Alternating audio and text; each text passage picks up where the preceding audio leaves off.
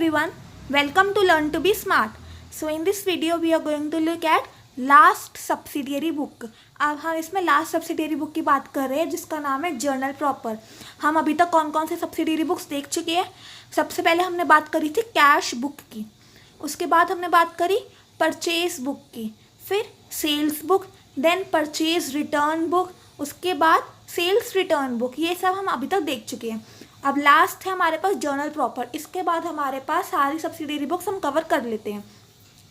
तो हम पहले जर्नल प्रॉपर का इंट्रोडक्शन देखते हैं, क्या होता है, क्यों होता है, इसमें कौन सी ट्रांजैक्शन रिकॉर्ड होती है. फिर हम देखेंगे इसमें ट्रांजैक्शन को कैसे रिकॉर्ड करना होता है और कौन कौन सी ट्रांजैक्शन को रिकॉर्ड करना होता है. तो हमने कैश बुक बनाई है कैश ट्रांजैक्शंस को रिकॉर्ड करने के लिए. परचेज बुक बनाई क्रेडिट में परचेज किए गए ट्रांजैक्शन को रिकॉर्ड करने के लिए. सेल्स बुक बनाई है क्रेडिट में सेल किए गए ट्रांजैक्शन को रिकॉर्ड करने के लिए और गुड्स के लिए ही. देन हमने परचेज रिटर्न बुक बनाई थी जिसमें हमने क्या रिकॉर्ड किया था, जो भी हमने गुड्स क्रेडिट में खरीदे थे उसको हमने अगर रिटर्न कर दिया तो उनके लिए क्या, उनको हम कैसे रिकॉर्ड करेंगे उस बुक में. फिर हमने सेल्स रिटर्न बुक बनाई, जो भी हमने गुड्स क्रेडिट में बेचे उनको रिटर्न करने की ट्रांजैक्शन उसमें रिकॉर्ड करी थी हमने. अब क्या बिजनेस में सिर्फ इतनी ट्रांजैक्शंस होती है और कोई ट्रांजैक्शन नहीं होगी, या तो सिर्फ कैश की ट्रांजैक्शन होगी, सिर्फ परचेज सेल्स और वो भी गुड्स के परचेज सेल्स की ट्रांजैक्शन होगी क्या, और उन्हीं के रिटर्न की ट्रांजैक्शन होगी और बाकी ट्रांजैक्शंस नहीं होती बिजनेस में. जैसे कि फर्नीचर पे डेप्रिसिएशन लगा या फिर फर्नीचर क्रेडिट पे ख़रीदा. हम फर्नीचर क्रेडिट पे ख़रीदा ये कैश बुक में तो नहीं जा सकता बिकॉज कैश है इन्वॉल्व ही नहीं है इस ट्रांजेक्शन में. देन परचेज बुक में भी नहीं जा सकता बिकॉज परचेज में सिर्फ हम गुड्स को खरीदने की बात करते हैं, लेकिन फर्नीचर तो हमारे लिए गुड्स नहीं है. सेल्स बुक में तो जा ही नहीं सकता और परचेज रिटर्न सेल्स रिटर्न की भी बात हो ही नहीं रही है, इधर खरीदने की बात हो रही है, तो इसको हम क्या रिकॉर्ड ही नहीं करेंगे. और जैसे कि है रेंट आउटस्टैंडिंग. रेंट आउटस्टैंडिंग की जर्नल एंट्री आप क्या बनाते हो, rent account debited to rent outstanding account. इसमें ना तो कैश इन्वॉल्व हो रहा है, ना ही आप purchase sale purchase return sales return कर रहे हो, तो क्या इसको भी रिकॉर्ड नहीं करेंगे. तो ये सारी ट्रांजैक्शंस जो कि हम पहले सब्सिडियरी बुक्स में रिकॉर्ड नहीं कर पाए, तो उनको हम कहाँ रिकॉर्ड करेंगे. रिकॉर्ड तो करना होगा, तो छोटी से छोटी ट्रांजैक्शन में हमें रिकॉर्ड करनी होती है बिजनेस में. तो ये बाकी वाली ट्रांजैक्शन को हम जर्नल प्रॉपर में रिकॉर्ड करते हैं. तो जर्नल प्रॉपर हम क्यों बनाते हैं, बिकॉज जितनी भी ट्रांजैक्शन बच गई है जो बाकी हमने सब्सिडियरी बुक्स पढ़ी उसमें रिकॉर्ड नहीं हो पाई, उन ट्रांजैक्शंस को हम रिकॉर्ड करते हैं जर्नल प्रॉपर में. और जर्नल प्रॉपर कुछ भी नहीं है, बस आपको उन ट्रांजैक्शन से रिलेटेड जर्नल एंट्रीज पास करनी है guys. Simply journal entries pass करनी है. हमने जर्नल एंट्रीज का एक फुल फ्लेज चैप्टर देखा है, मैंने उसमें आपको सारी ट्रांजैक्शन से रिलेटेड जर्नल एंट्री समझाई थी, लेकिन इस चैप्टर में आपको सिर्फ उन्हीं ट्रांजैक्शन की जर्नल एंट्रीज पास करनी है जो कि बाकी सब्सिडियरी बुक्स में रिकॉर्ड नहीं हो पाई है. जो ट्रांजैक्शन रिकॉर्ड हो गई है cash book purchase book sales book purchase return और सेल्स रिटर्न बुक में, उनको आपको बस उधर ही रिकॉर्ड करनी है, उनका जर्नल प्रॉपर में कोई भी काम नहीं होता. तो अब आप बोलोगे कि अगर जर्नल एंट्रीज रिकॉर्ड ही करनी थी तो हम सारी ट्रांजैक्शन का क्यों नहीं जर्नल एंट्रीज बना लेते हैं. हमने उनकी कैश बुक क्यों बनाई है, बाकी सब्सिडियरी बुक्स क्यों बना रहे हैं. तो देखो, अगर हम सारी ट्रांजैक्शन की जर्नल एंट्रीज बनाने लग जाते हैं तो जो हमारी जर्नल बुक है वो बहुत ज़्यादा लार्ज हो जाती है. हमें कोई भी ट्रांजैक्शन को देखना होता है, हमें पेज घुमाते रहना होता है जर्नल बुक का कि इस पेज पे ये वाली जर्नल एंट्री है, इस पेज पे ये वाली जर्नल एंट्री है. लेकिन जितना कम हो सके हमने सब्सिडियरी बुक से उतना कम कर दिया जर्नल बुक का काम, क्योंकि जो भी रिस्पेक्टिव ट्रांजैक्शन थे कैश से रिलेटेड ट्रांजैक्शन थे उसको हम कैश बुक में जाके एक जगह हमें मिल जाएगा. कैश बुक में इधर कैश से रिलेटेड ट्रांजैक्शन में मिल जाएंगे. देन परचेज क्रेडिट के परचेज के ट्रांजैक्शन हमें परचेज बुक में मिल जाएंगे एक ही जगह. वैसे सेल के ट्रांजैक्शन हमें सेल बुक में मिल जाएंगे. तो वैसे ही जो भी रिस्पेक्टिव ट्रांजैक्शन थे उसको हमें जर्नल एंट्रीज में ढूंढना नहीं पड़ेगा, वो हमें एक जगह मिल जाएंगे. जो बाकी बचे कुछ ट्रांजैक्शन हैं उनके बस उन्हीं के लिए जर्नल एंट्रीज बनानी है. और उस बुक का नाम क्या होता है, जर्नल प्रॉपर. समझ आया ना। तो जर्नल प्रॉपर हमें क्यों बनानी होती है और इसमें कौन कौन से ट्रांजैक्शन हमें रिकॉर्ड करनी है। जो भी ट्रांजैक्शन बाकी सब्सिडियरी बुक्स में अभी तक हमने रिकॉर्ड नहीं करे, वो सारी ट्रांजैक्शन हम जर्नल प्रॉपर में रिकॉर्ड करेंगे। तो जो भी आपको ट्रांजैक्शन क्वेश्चन में गिवन होगी, आपको ये आइडेंटिफाई करना होगा कि वो बाकी बुक्स में रिकॉर्ड हम कर सकते हैं या फिर नहीं। अगर वो हम बाकी बुक्स में रिकॉर्ड नहीं कर सकते तो एट लास्ट हम उसको जर्नल प्रॉपर में रिकॉर्ड करने वाले हैं। तो अब हम पढ़ते हैं साथ साथ। मैंने आपको बेसिक आइडिया दे दिया इस बुक का, तो अब हम देखते हैं इस बुक को क्या कैसे करते हैं record. Those transactions which can not be recorded in the previous mention subsidiary books are recorded in journal proper. यही मैंने आपको बताया, जो भी ट्रांजेक्शन हम अभी जो हमने प्रीवियस मेंशन, मतलब जो भी हमने पहले पढ़ी है सब्सिडियरी बुक्स, उसमें वो ट्रांजेक्शन अगर रिकॉर्ड नहीं हो पाती है तो उसको हम जर्नल प्रॉपर में रिकॉर्ड करेंगे। Next, in journal proper journal entries of the transactions are made which cannot be recorded in other books। journal proper हमें क्या करना है, सिंपली journal entries बनाना है। फॉर्मेट भी बिल्कुल सेम है journal entries से रिलेटेड, जो भी हमने journal entries के चैप्टर में देखा था यही फॉर्मेट होता है। In the books of dash, इधर आपको लिखना है जर्नल प्रॉपर। तब आप सिर्फ जर्नल लिखते थे, लेकिन आप इधर जर्नल प्रॉपर बना रहे थे, इधर आपको लिखना है जर्नल प्रॉपर। कॉलम्स बिल्कुल सेम है, date, particulars, ledger folio, debit amount, credit amount. आपको एकदम वैसे ही जर्नल एंट्रीज को रिकॉर्ड करना है विद नरेशन विद अमाउंट, बस बाकी कोई डिफरेंस नहीं है। डिफरेंस सिर्फ इतना ही था, इसमें हमें सारी जर्नल एंट्रीज को रिकॉर्ड नहीं करना, सिर्फ हमें उन्हीं ट्रांजेक्शन को रिकॉर्ड करना जो कि बाकी बुक्स में रिकॉर्ड नहीं हो पाती थी। अब हम एक एक करके देखते हैं कि कौन कौन सी ट्रांजैक्शन ऐसी होती है जो कि बाकी बुक्स में रिकॉर्ड नहीं हो पाती है और हमें उनको रिकॉर्ड करना होता है इस वाली ट्रांजैक्शन में। तो सबसे पहले जो फर्स्ट ट्रांजैक्शन हम जर्नल प्रॉपर में रिकॉर्ड करने वाले हैं वो हमारे पास होती है ओपनिंग जर्नल एंट्री की। ओपनिंग एंट्रीज, जो भी ओपनिंग बैलेंसेस होते हैं उनको हम कैश बुक में कैसे रिकॉर्ड करेंगे। परचेज, हमने परचेज भी नहीं कर रहे, सेल भी नहीं कर रहे, ना तो परचेज रिटर्न हो रहा है ना सेल्स रिटर्न हो रहा है, तो वो हम बुक्स में कैसे रिकॉर्ड करेंगे। तो वो अगर हम उधर रिकॉर्ड नहीं कर पा रहे हैं तो हम उसको कहाँ रिकॉर्ड करेंगे, इसको हम रिकॉर्ड करेंगे जर्नल प्रॉपर में। जर्नल प्रॉपर में हमें इसको कैसे रिकॉर्ड करना है, जर्नल एंट्रीज पास करके। और ओपनिंग जर्नल एंट्रीज क्या होती है ये हमने ऑलरेडी सीखा हुआ है जर्नल एंट्रीज के चैप्टर में। अगर आपको फिर भी थोड़ी सी कंफ्यूजन है या फिर आपको बिल्कुल आती ही नहीं है तो आप वो वीडियो को रेफर कर सकते हैं, जो भी हमने जर्नल एंट्रीज वाले चैप्टर में सीखी है ओपनिंग जर्नल एंट्रीज कैसे बनानी है। मैं आपको इधर ये ओपनिंग जर्नल एंट्रीज कैसे बनानी है वो नहीं सिखा रही हूँ, इसमें मैं आपको बस बता रही हूँ कि हमें कौन सी ट्रांजेक्शन रिकॉर्ड करनी है। तो उसमें फर्स्ट ट्रांजेक्शन है ओपनिंग एंट्रीज। अगर आपको ओपनिंग जर्नल एंट्रीज बनानी नहीं आती है तो आप वो वाली वीडियो जाकर देख लीजिए, उस वीडियो का लिंक मैं आपको डिस्क्रिप्शन बॉक्स में भी प्रोवाइड कर देती हूँ, तो आप उधर से वो वीडियो देख सकते हैं। तो ये हो गई हमारे पास पहली ट्रांजेक्शन जो कि हम जर्नल प्रॉपर में रिकॉर्ड करेंगे। देन सेकेंड हो गई हमारे पास एडजस्टमेंट एंट्रीज।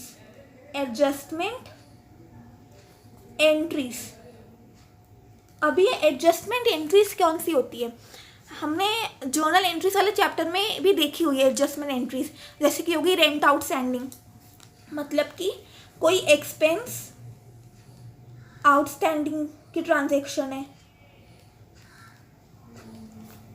या फिर कोई प्रीपेड एक्सपेंस की ट्रांजेक्शन है। जैसे कि हमने देखा है प्रीपेड रेंट, प्रीपेड इंश्योरेंस, तो प्रीपेड एक्सपेंस की अगर कोई ट्रांजेक्शन है हमारे पास, या फिर आप बोलो अक्रूड इनकम की ट्रांजेक्शन है।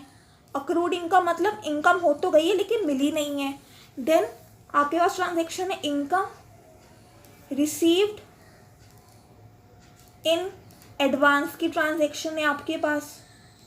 उसके बाद आपके पास ट्रांजैक्शन है डेप्रिसिएशन की, फिक्स्ड एसेट की वैल्यू कम होने को हम डेप्रिसिएशन कहते हैं, तो वो वाली ट्रांजैक्शन।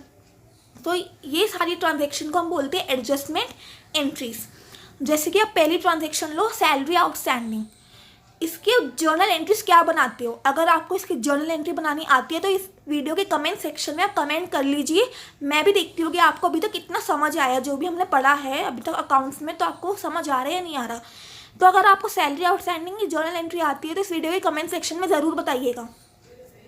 तो अभी के अभी कमेंट कीजिए। सो आई होप आपने वीडियो के कमेंट सेक्शन में कमेंट किया होगा। तो अब मैं बताती हूँ कि इसकी जर्नल एंट्री होती क्या है। तो सैलरी आउटस्टैंडिंग की जर्नल एंट्री क्या होती है, salaries account debited to salaries outstanding account, ये होती है जर्नल एंट्री। अब इसमें कोई कैश गया, ये कैश आया, नहीं। आपने परचेज किया? नहीं। सेल किया? नहीं। परचेज रिटर्न, सेल्स रिटर्न, ऐसा कुछ भी नहीं हुआ, तो ये भी कहाँ जाएगी? जर्नल प्रॉपर में।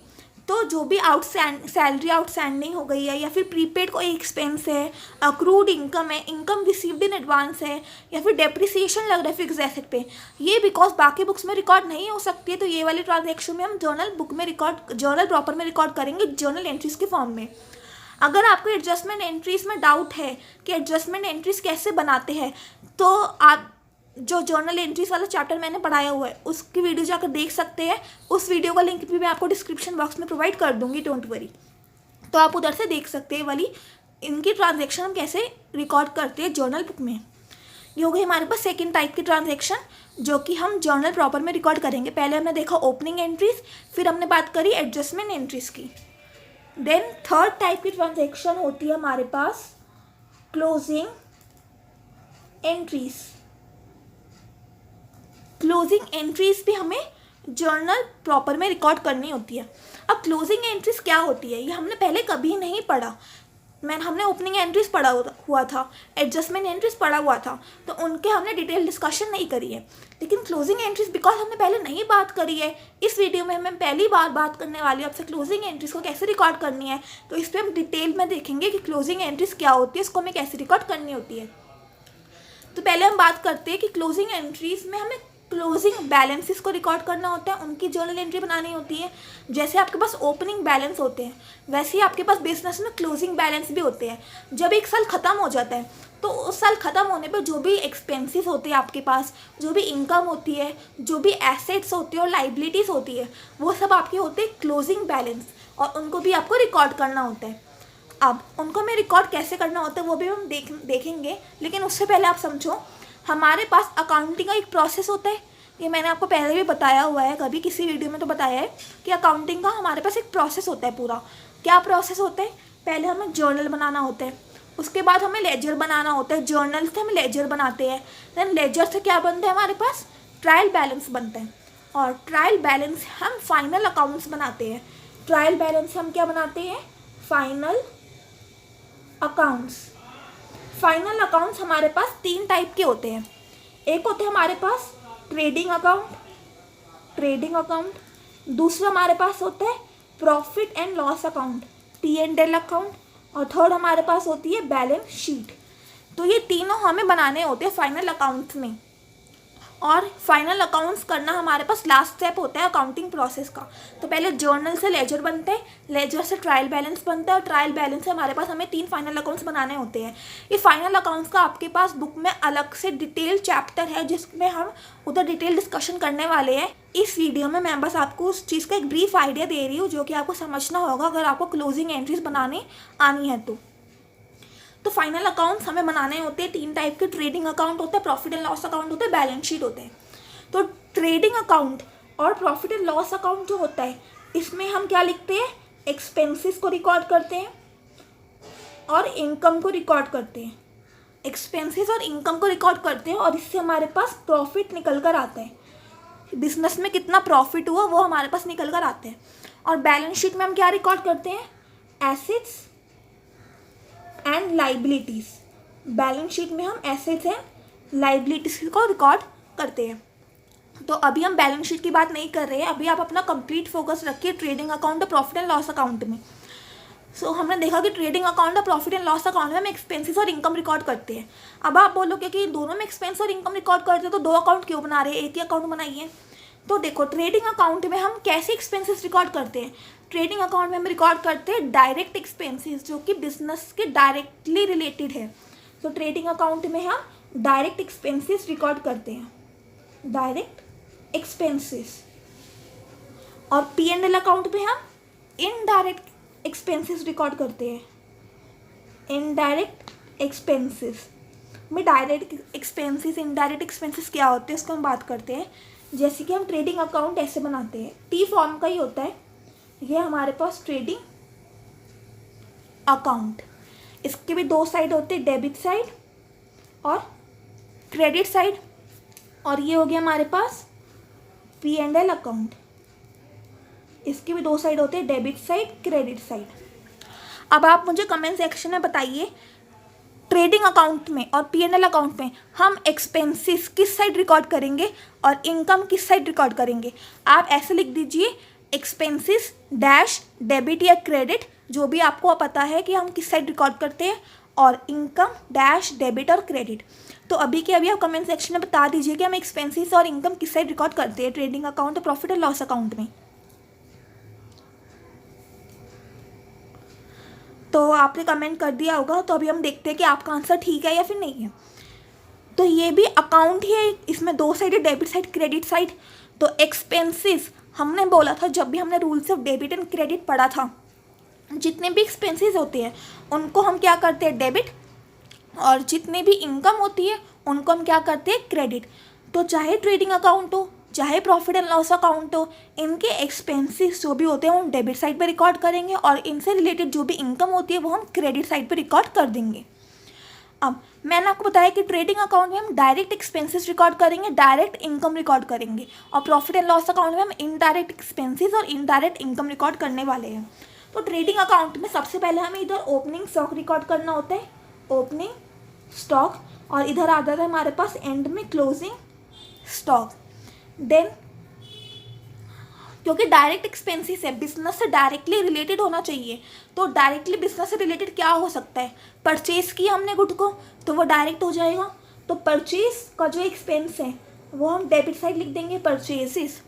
वैसे इनकम कैसे होगी, रेवेन्यू सेल से, तो सेल्स को हम इधर क्रेडिट साइड लिख देंगे। इधर आ जाते हैं हमारे पास सेल्स। फिर जो भी वेजेस होते हैं, वेजेस डायरेक्ट एक्सपेंस होता है तो उसको हम डेबिट साइड लिख देंगे।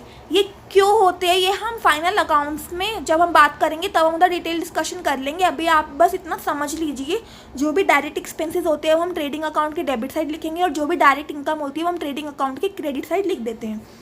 और अगर इधर परचेज है तो परचेज रिटर्न होगा तो वह इस साइड आएगा, और इधर सेल्स है तो अगर सेल्स रिटर्न होगा तो वो इस साइड आता है। तो ये हमारे पास बनते ट्रेडिंग अकाउंट। देन हम बनाते profit and loss account. Profit and loss account indirect expenses और इनडायरेक्ट इनकम का रिकॉर्ड करते हैं। इनडायरेक्ट एक्सपेंसेस कैसे हो गए, जैसे कि सैलरी पे करना, रेंट पे करना, तो वो हम सब इधर रिकॉर्ड करेंगे, सैलरी, रेंट। अगर कुछ डेप्रीसिएशन इधर आ जाएगा। देन इनडायरेक्ट इनकम, जैसे कि हमें इंटरेस्ट मिला तो हम इंटरेस्ट लिख देंगे, कमीशन मिला तो कमीशन लिख देंगे। फिर से मैं बोल रही हूँ, आप क्यों पे मत जाइए कि हम इनको ऐसे क्यों लिख रहे हैं, वो हम बता देंगे आपको जब हम फाइनल अकाउंट्स का चैप्टर करेंगे।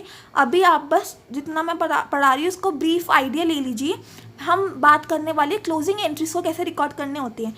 तो ये सारे बैलेंसेस जो आपके क्लोजिंग बैलेंसेस बच जाते हैं तो उनको हम ट्रेडिंग अकाउंट में भेजते हैं, फिर हम उसको प्रॉफिट एंड लॉस अकाउंट में भेजते हैं, और जो एसेट एंड लाइबिलिटीज़ के बैलेंस होते हैं उसको हम बैलेंस शीट में रिकॉर्ड करते हैं। तो वही मैं आपको बता रही हूँ कि मैं ट्रेडिंग अकाउंट में कैसे रिकॉर्ड करना है बैलेंस, और प्रॉफिट एंड लॉस अकाउंट में कैसे रिकॉर्ड करना है। अब हम बात करते हैं क्लोजिंग एंट्रीज को कैसे रिकॉर्ड करना है। तो सपोज कि आपको बोल दिया कि आप सेल्स की एंट्री बनाइए, जो क्लोजिंग बैलेंस आपके पास सेल्स का बचा है उसकी अब एंट्री बनाइए। तो आप ट्रेडिंग अकाउंट में हमने देखा कि सेल्स आता है, तो आप इसको देख के बताइए कि हम सेल्स की एंट्री कैसे बना सकते हैं। तो ट्रेडिंग अकाउंट के क्रेडिट साइड पे आ रहा है सेल, मतलब कि ट्रेडिंग अकाउंट सेल्स की वजह से क्रेडिट हो रहा है, तो ट्रेडिंग अकाउंट क्रेडिट में जाएगा।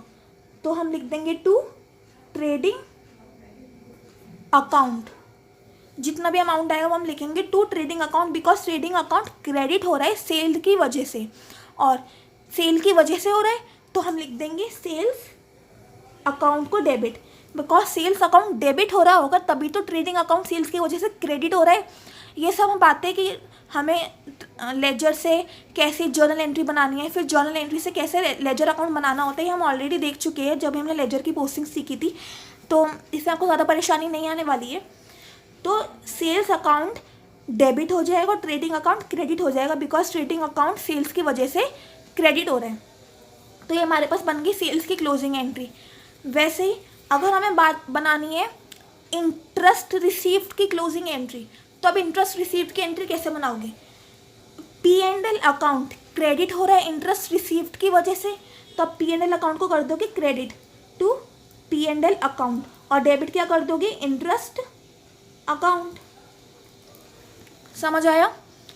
वैसे ही अगर आपको सैलरी की बनानी है तो सैलरी की कैसे बनाओगे, P&L अकाउंट डेबिट हो रहा है सैलरी की वजह से, तो आप P&L अकाउंट को डेबिट साइड पर रिकॉर्ड कर दोगे, P&L अकाउंट डेबिटेड, और सैलरी की वजह से डेबिट हो रहा था तो सैलरी हो जाएगा credit, so to salary account. वैसे अगर आपको क्लोजिंग स्टॉक की एंट्री बनानी है, मेनली क्वेश्चन में जब आपको सब्सिडियरी बुक्स का क्वेश्चन आता है तो उसमें आपको क्लोजिंग स्टॉक की एंट्री पूछते हैं, बाकी और कोई नहीं पूछते, बिकॉज ये आपको अभी ज़्यादा अच्छे से समझ नहीं आता है। आपको कब समझ आएगा, जब हम फाइनल अकाउंट्स का चैप्टर कर लेते हैं। तो अगर आपको बाकी चीज़ें इसमें समझ नहीं भी आई है तो टेंशन मत लीजिएगा, जब हम फाइनल अकाउंट्स पढ़ेंगे तो आपको सब अच्छे से समझ आने वाला है। तो अभी अगर आपको बाकी चीज़ समझ नहीं आई है तो कोई बात नहीं, आपको लेकिन क्लोजिंग स्टॉक की एंट्री आनी चाहिए। तो आप इसको चाहे लॉजिक से समझ लीजिए, चाहे आप इसको याद कर लीजिए कि क्लोजिंग स्टॉक की हम क्या एंट्री बनाते हैं, लेकिन आपको ये वाली एंट्री आनी चाहिए, बिकॉज एग्जाम में क्वेश्चन में आपसे मेनली यही वाला जर्नल एंट्री पूछी जाती है।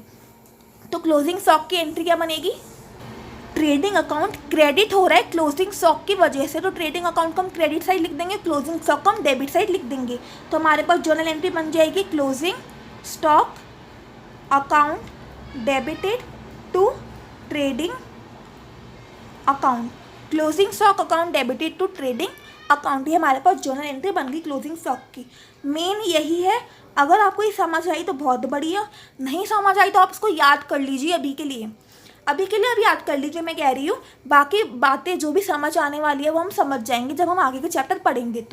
तो क्लोजिंग एंट्रीज मैंने आपको बताया कि हमें कैसे रिकॉर्ड करनी होती है, इनको भी हम जर्नल प्रॉपर में रिकॉर्ड करेंगे। तो मैंने आपको 3 टाइप के ट्रांजैक्शन बताए हैं जो भी हम जर्नल प्रॉपर में रिकॉर्ड करने वाले हैं। एक है हमारे पास ओपनिंग एंट्रीज, दूसरी बात है हमारे पास एडजस्टमेंट एंट्रीज, और थर्ड बात है हमारे पास क्लोजिंग एंट्रीज। ओपनिंग और एडजस्टमेंट एंट्रीज की मैंने वीडियो बना रखी है, तो उनका लिंक मैं आपको डिस्क्रिप्शन बॉक्स में प्रोवाइड कर रही हूँ, तो आप उधर से जाकर रेफर कर सकते हैं। क्लोजिंग एंट्रीज मैंने आपको समझा दिया, अगर नहीं भी समझ आई है कोई बात नहीं, आप क्लोजिंग स्टॉक की एंट्री को याद कर लेना, उससे काम बन जाएगा। तो ये सब हमारी बात हो गई जर्नल प्रॉपर की। हमने देख लिया कि हमें कैश बुक कैसे बनानी है, purchase book, cell book, purchase return और सेल्स रिटर्न, और जो भी बच्ची कुछ ट्रांजैक्शन जो कि बाकी बुक्स में रिकॉर्ड नहीं हो सकती वो हमें जर्नल प्रॉपर में रिकॉर्ड करनी होती है। इनका हम एक फुल फ्लेश क्वेश्चन भी देखेंगे, जिसमें हम कॉम्प्रिहेंसिव क्वेश्चन देखने वाले हैं, जिसमें हम सारी बुक्स को एक साथ बनाएंगे।